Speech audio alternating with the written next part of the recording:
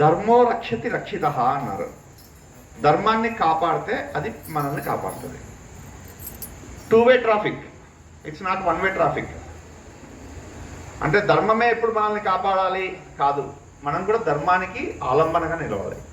ధర్మంకు మనం సపోర్ట్ చేయలేదంటే ధర్మం కూడా మనల్ని కాపాడదు. ధర్మానికి మనం ఆయువు పట్టు కావాలి, అట్లే ధర్మం మనకు ఆయువు పట్టు అవుతుంది. మళ్ళీ మనకు ధర్మం ఏమి చెప్పినారు అంటే అనేక దాంట్లో భాగంగా మనకు ఈ ఋషి రుణం అనేది ఒకటి ఉంటుంది. ఋషి రుణం అంటే ఏంటి అంటే మన పూర్వీకులు మనకు ఎలా జీవించాలి ఈ భూమి పైన, మిగిలిన ఏ సంస్కృతిలో ఇట్లాంటిది లేదు, కానీ మన భారతదేశంలో మాత్రము ఈ విధంగా జీవించాలి, ఈ విధంగా మన నడవడిక ఉండాలి అని చెప్పేసి ధర్మం గురించి మనకు బాగా చక్కగా వివరించి చెప్పినారు. దాన్నే మనము అనేక రకాల కార్యక్రమాల్లో మన నిత్య జీవితంలో మనలోకి వచ్చినాయి. ఇప్పుడు మనం ఇక్కడ భజన చేస్తున్నాము. భజన చేసేది ఒక ధర్మ కార్యం. మనం ఏదో ఇది కాదు, ధర్మాన్ని రక్షించే ఒక భాగంలో భాగంగా ఇక్కడ భజన చేయాలి.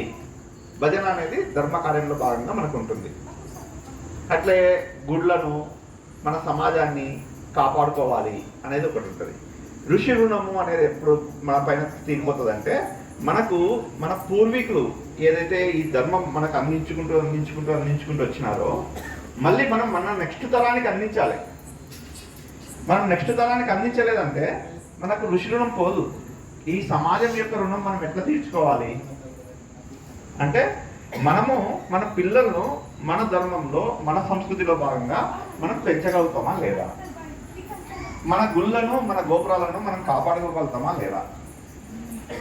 మనము ఎప్పుడైతే ఫెయిల్ అవుతామో దాంట్లో మనము మన పైన ఏదైతే ఋషి రుణము అని ఉంటుందో, పితృరుణం ఎట్లయితే ఉంటుంది, పితృరుణం మనం తీర్చడానికి ఏం చేస్తాము, సంవత్సరికము అవి చేస్తాం, అంటే పితృదేవతలను గుర్తుపెట్టుకుంటాం.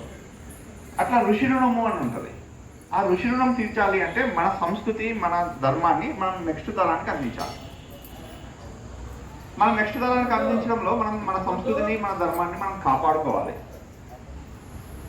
మన ధర్మం పైన అనేక రకాలుగా అటాక్ జరుగుతుంది. మన పక్కనే ఉంటాడు, మన పక్కన ఈరోజు మనతో మంచిగా మాట్లాడుతుంటాడు, మన పూజలకు వస్తుంటాడు, సడన్గా ఒక రోజు రాడు. ఏమి అంటే నేను దేవుడిని నమ్ముకున్నా అండి అంటాడు. దేవుడిని నమ్ముకోవడం ఏంటి అంటే క్రిస్టియన్గా మారిపోయినాడు. మన బాధ్యత ఏముంటుందంటే ఒక హిందువు క్రిస్టియన్గా మారితే ఆ మరుసటి రోజు వాళ్ళకి ఏమడుతా అంటే రేపు నువ్వు ఎవరిని తీసుకొస్తున్నావు, ఇంకొకరిని తీసుకొస్తున్నావా చర్చికి అనేది వాళ్ళని అడుగుతారు. వాళ్ళకు ఒక బాధ్యత పెట్టినారు వాళ్ళ రిలీజియన్ పరంగా, నువ్వు ఒక కొత్త వ్యక్తిని క్రిస్టియానిటీలోకి తీసుకురావాలి, అది వాళ్ళకి రిలీజియస్ డ్యూటీ. అట్లా మనం కూడా ఏం చేయాలంటే మనకు కూడా ఒక రిలీజియస్ డ్యూటీ మనం అనుకోవాలి. మన ధర్మం అట్లా చెప్పలేదు, కానీ మనకేమని చెప్పినారంటే మంచిని పెంచాలి అని చెప్పినారు. మంచిని పెంచడం ఎట్లా పెంచుతాము అంటే ఇట్లా భజన జరిగినప్పుడు మనం ఇంకొకరిని తీసుకురాగలుగుతామా, మన ధర్మానికి అవలంబనగా ఇంకొకరిని మనం తయారు చేయగలుగుతామా. మనం వస్తున్నాము, రిలీజియన్ అనేది మనకు వ్యక్తిగతం, సామూహికం కాదు.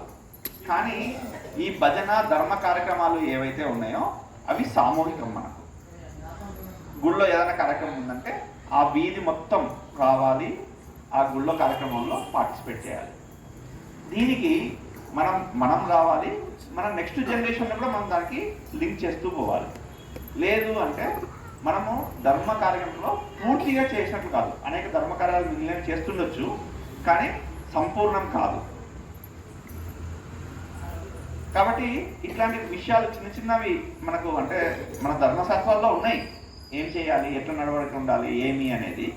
అయితే మనం కొన్ని చిన్న విషయాలు మనం ఏమనుకుంటున్నాం అంటే సరే నడిచిపోతుంది సమాజంలో అనుకుంటున్నాం, కానీ ఇప్పుడున్న పరిస్థితుల్లో ఏంటంటే ఒక ప్రత్యేక ప్రయత్నం మనం అందరం చేయాల్సి ఉంటుంది. ప్రత్యేక ప్రయత్నం చేయకపోతే మనము